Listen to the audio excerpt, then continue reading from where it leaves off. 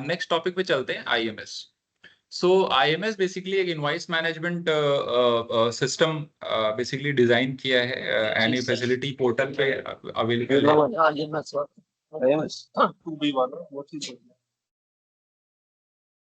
तो इसमें बेसिकली हम क्या कर सकते हैं and why it is better than existing process.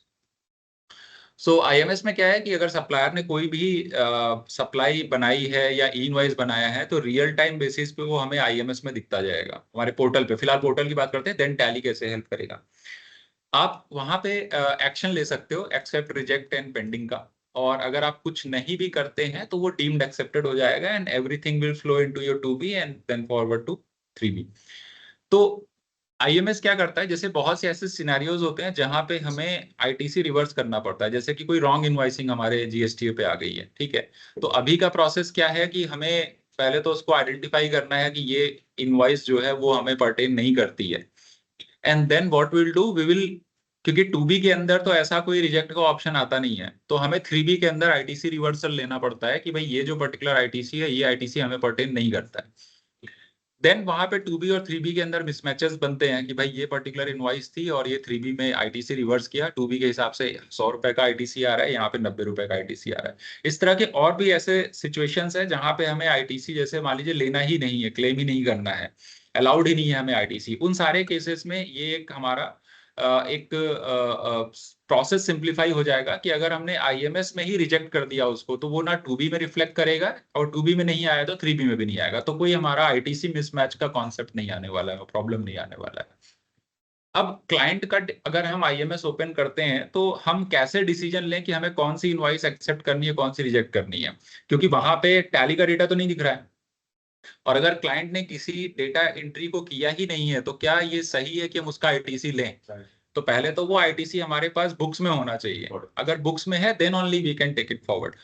और यहाँ पे दो चीजें हमें ध्यान रखनी पड़ेंगी कि एक तो पोर्टल पे केवल काम कर पाना पॉसिबल नहीं है, और टैली के अंदर अगर आईएमएस आता है तो उसका एक फायदा हमें क्या मिलता है कि पहली बात तो टैली हमें ऑटोमेटिक रिकंसिलेशन दे देगा कि आपने जो पार्टी का डेटा निकाल लिया है उसके अंदर इतना डेटा तो मैच कर गया है।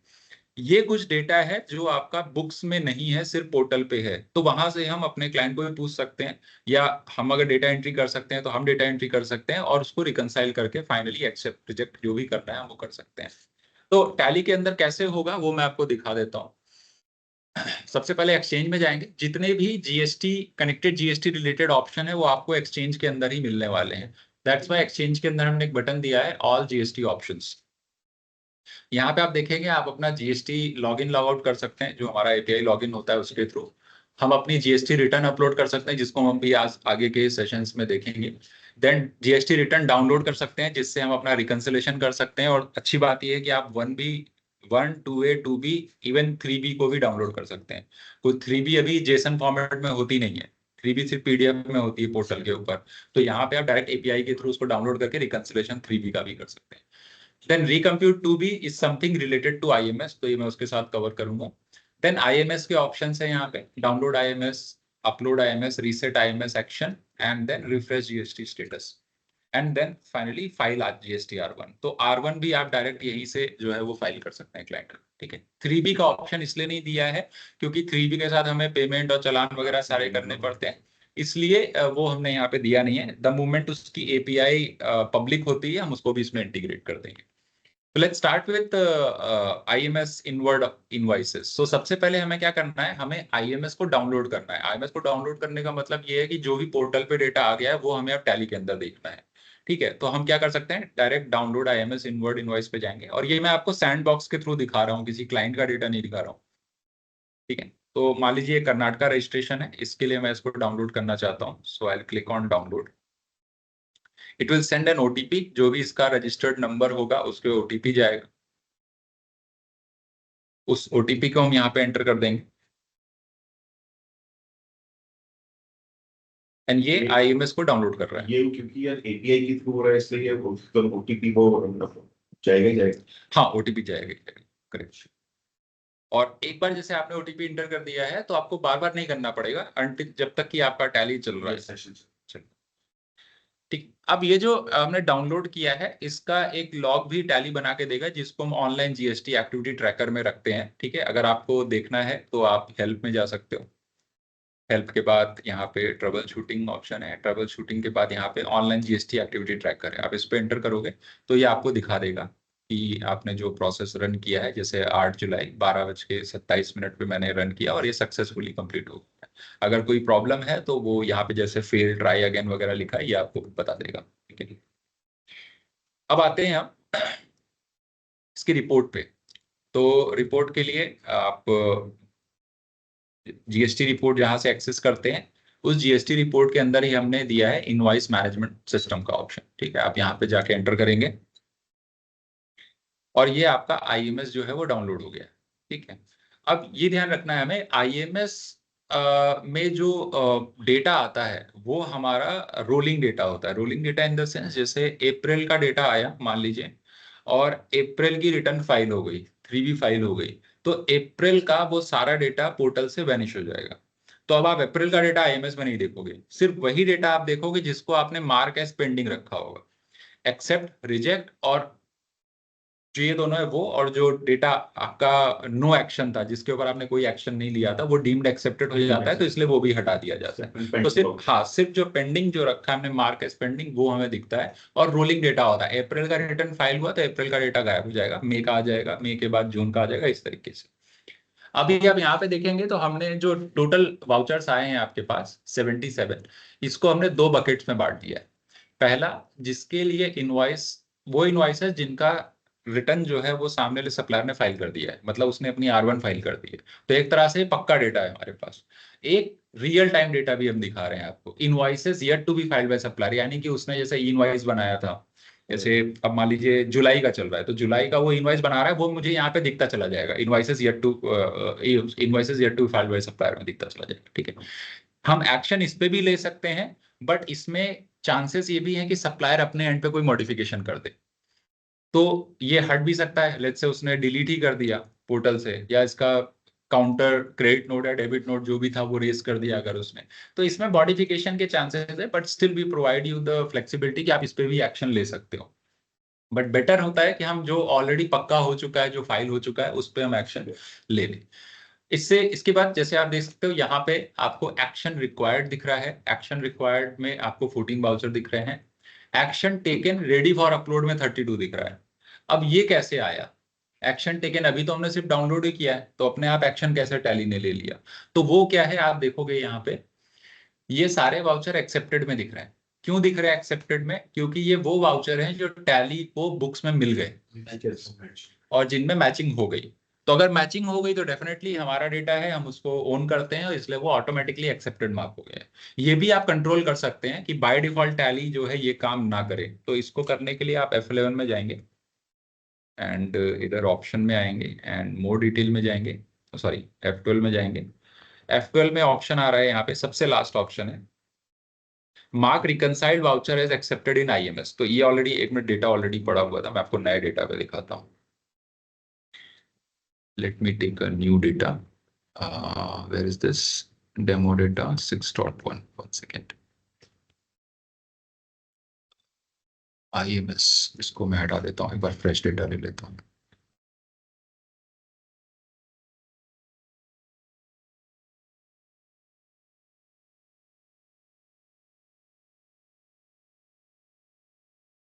ठीक, अभी अगर मैं आईएमएस में जाता हूँ, let's say GST report, GST, sorry IMS, तो ये अभी वो ब्लैंक दिख रही है, यहाँ पे कुछ भी नहीं है। ठीक है, और F11 के अंदर,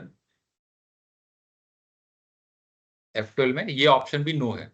तो अब अगर मैं आईएमएस डाउनलोड करूंगा तो मुझे कोई भी वाउचर रिकनसाइल नहीं मिलेगा, कोई भी एक्सेप्टेड नहीं मिलेगा। ठीक है, उस पे, उसके ऊपर कोई भी एक्शन नहीं लिया जाएगा।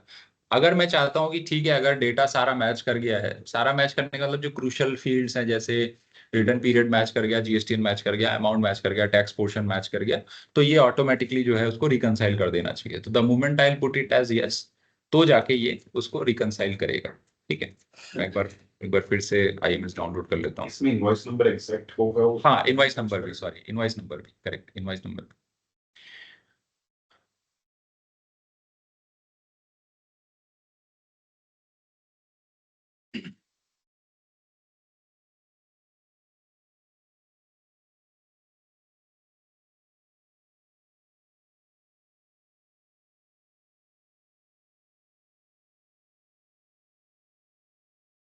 तो अगर अगर ये एक्शन टेकन नहीं होता तो ये सारे के सारे वाउचर में एक्शन रिक्वायर्ड में मिलते हैं। ठीक है, अब आते हैं हम इसमें एक्शन रिक्वायर्ड में।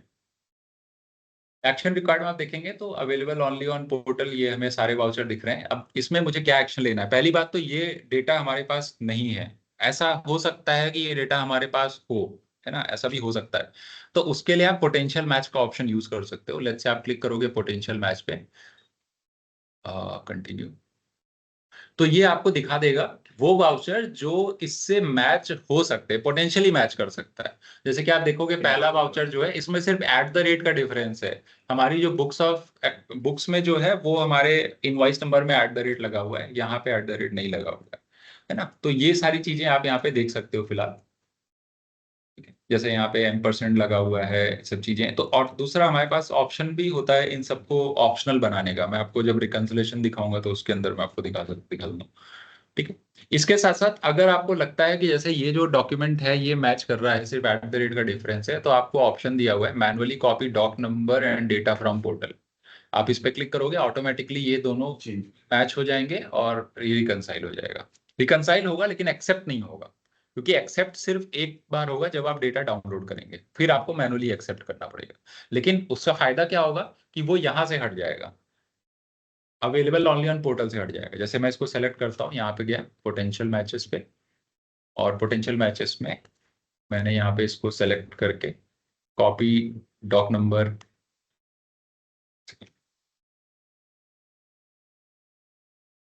यहाँ पे लिया, ठीक है, और इसको यस किया, ये हो गया। अब आप देखोगे तो एक्शन रिक्वायर्ड के अंदर मुझे दो कैटेगरी दिख रही है, एक रिकनसाइल्ड वाली और एक ये। तो जो रिकनसाइल्ड है उसको सेलेक्ट करके हमें सीधा एक्सेप्ट कर देना है, कुछ ऑप्शन ही नहीं है इसका, तो है ना। तो इसको सेलेक्ट किया और यहाँ से गए सेट एक्शन स्टेटस पे, और यहाँ से नो एक्शन की जगह हमने क्या कर दिया, इसको एक्सेप्ट कर दिया। ठीक है, अब आप देखोगे तो स्टैटिक चेंज हो गया, 31 की जगह 32 हो गया और यहाँ पे 14 हो गया। ठीक है, अगर इसमें से कुछ ऐसा है जिसपे अभी आपको नो एक्शन है तो आप बल्क भी सेलेक्ट कर सकते हो। आप बल्क सेलेक्ट करके सेट एक्शन स्टेटस पे गए और यहाँ से हमने इसको पेंडिंग मार्क कर दिया। ठीक है, जो भी आपने वाउचर नंबर चाहिए चेंज करा वो कोई मेरे या ओरिजिनल तो वाउचर में भी अब चेंज हाँ वो चेंज हो गया, उसमें भी चेंज हो गया। मैं अगर यहाँ पे देखूँ रिक्वायर्ड रेडी फॉर अपलोड में कौन सा था, अब तो जगदीश था। अब 2 या 3 क्या था वो देखना भूल गया। अ, किसी ने गौर किया कौन सा वाउचर था? था तो परचेज का ही। ठीक है, हाँ मैं उसका एक्शन रिक्वायर्ड चेंज कर ले पोटेंशियल मैच में जाके। सो लेट्स से इसमें एक स्पेशल कैरेक्टर है ना, 64 नंबर का है, उसमें एक स्पेस ज्यादा आ गया है। ठीक है, मैंने इसको सेलेक्ट करके और इसको कॉपी डेटा कर दिया, 64 नंबर। ठीक है, राम ट्रेडर्स का। ठीक है, तो इसमें गए एंड सॉरी, इसमें आएगा ये रहा, कंट्रोल एंटर करते हैं यहाँ पे। यहाँ से नहीं खुलेगा शायद, ये इसको प्लेबुक से ही देखना पड़ेगा। वाले में व्हाट वाज दैट, 64 है ना, ये रहा। सो ये देखिए वहां पे स्पेस हट गया है, चेंज हो गया। ऑब्वियसली ये मेरे एडिट लॉग में तो ही जाएगा अगर हाँ एडिट लॉग में आ जाएगा, अगर वहाँ चेंज होगा तो एडिट लॉग में आ जाएगा, करेक्ट। एंड देन यहाँ पे अगर हमें कुछ रिजेक्ट भी करना है तो we can do that also. यहाँ से हमने रिजेक्ट कर दिया। ठीक है, अगर किसी चीज को हम पेंडिंग मार्क कर रहे हैं, ठीक है, और उस पे जैसे हमने इसको पेंडिंग मार्क किया हुआ है, सेट एक्शन में जाके पेंडिंग मार्क किया, और जब हम यहाँ पर आएंगे तो एक्शन टेकन के अंदर तो मुझे सारा दिख जाएगा कि मैंने क्या क्या एक्शन लिया हुआ है। ठीक है, अब पेंडिंग पे मुझे कोई स्पेशल रिमार्क डालना है तो यहाँ पे ऐड रिमार्क का ऑप्शन भी दिया हुआ है, आप यहाँ पे रिमार्क डाल सकते हैं। ठीक है, ये रिमार्क्स फिर आपकी पर्सनल कंजम्पशन के लिए रहेगा, वो सिर्फ इसी रिपोर्ट में ही दिखेगा आपको। ठीक है, जैसे मान लीजिए यहाँ पे मैंने लिखा क्लैरिटी, तो आप इस पे जब शिफ्ट एंटर करेंगे तो आपको दिखा देगा रिमार्क। इवन आप F12 करके कॉलम भी एक्टिवेट कर सकते हैं, यहाँ पे शो रिमार्क का ऑप्शन है, आप इसको इनेबल कर देंगे तो दिखता रहेगा। ठीक है, बचेंगे, इनको भी एक्सेप्ट ही कर लेते हैं। ठीक है, तो एक्शन टेकन में कुछ भी नहीं है, सारा का सारा एक्शन, सॉरी एक्शन रिक्वायर्ड में कुछ भी नहीं है, एक्शन टेकन में 46 आ गया है।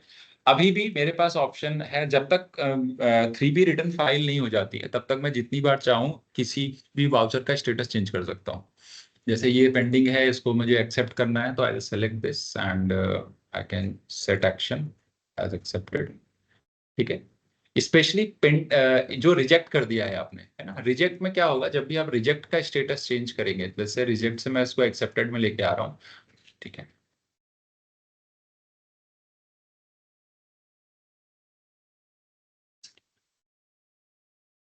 हाँ ठीक है, तो इसको रिजेक्ट को मैं जो है यहाँ से चाहूँ तो इसको भी एक्सेप्टेड या किसी उसमें जो है मैं ले जा सकता हूँ। ठीक है, तो ये सारी चीजें आप जितनी बार चाहो उतनी बार चेंज कर सकते हैं। अब ये डेटा अभी हमारे पास टैली में है केवल, है ना, इसको हमें लेके जाना है पोर्टल पे। तो उसके लिए हम यूज करेंगे exchange upload IMS inward invoices. तो इस पे हम अपलोड पे जाएंगे और इसको सारा का सारा जो है हम अपलोड कर देंगे। एक समरी भी हमें यहाँ दिख रही है, 58 एक्सेप्टेड, 6 पेंडिंग एंड 3 रिजेक्टेड।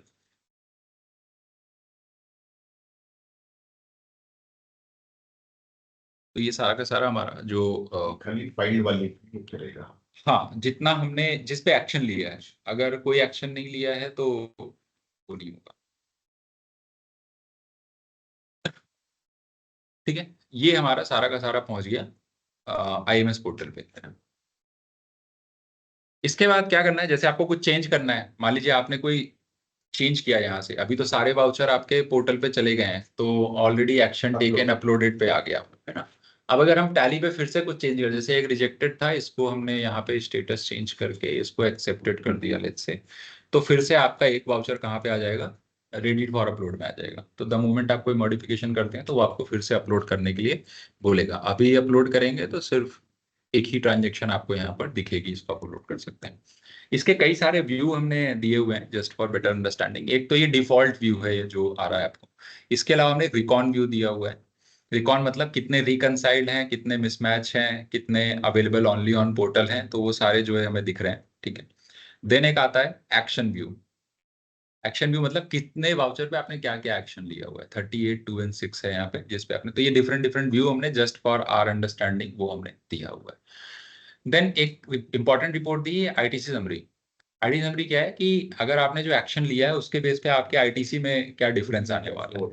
तो जैसे आप ITC समरी पे जाएंगे तो हमने कुछ वाउचर रिजेक्ट मार्क किए थे, तो रिजेक्टेड हमारे इतने हो गए, अवेलेबल ITC ये है, पेंडिंग ITC।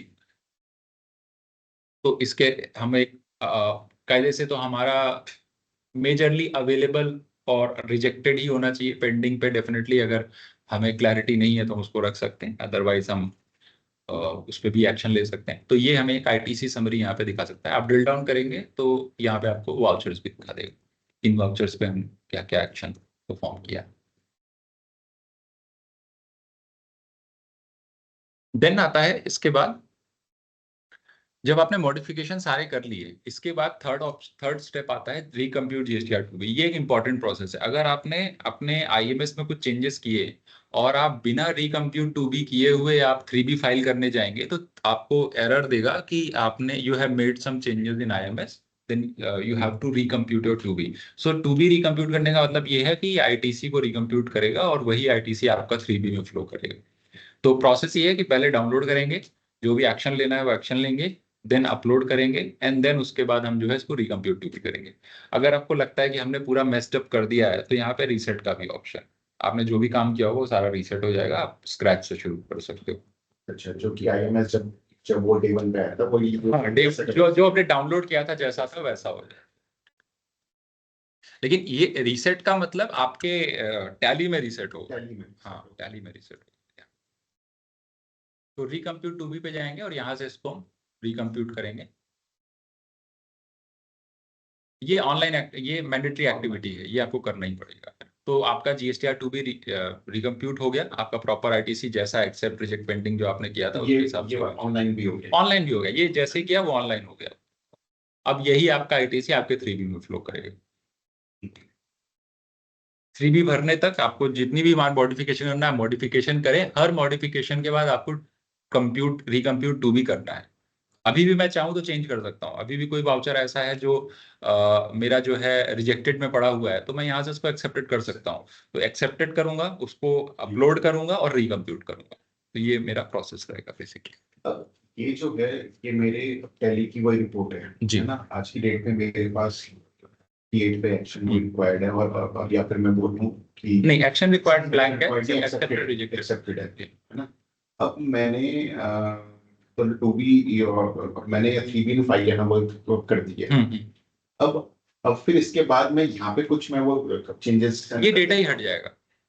ये डेटा हट जाएगा जब दोबारा आप डाउनलोड करेंगे, तो फ्रेश डेटा आपको मिलेगा जिसमें आपका मे का कोई वाउचर रहेगा ही नहीं। सिर्फ वही रहेंगे जिनको आपने पेंडिंग मार्क किया हो, सिर्फ पूरे।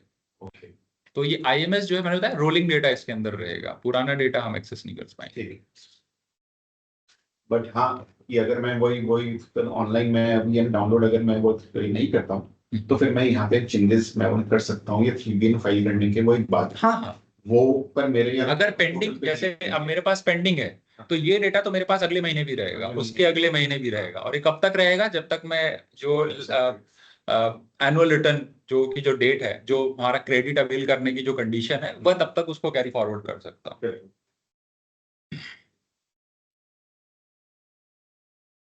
किसी का कोई क्वेश्चन आईएमएस को लेके?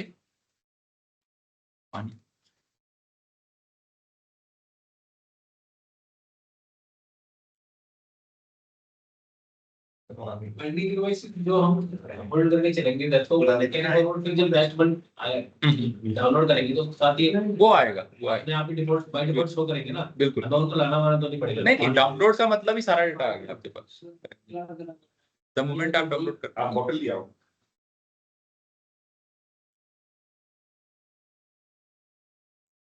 ठीक है। तो मेरे ख्याल से किसी का कोई क्वेश्चन नहीं है।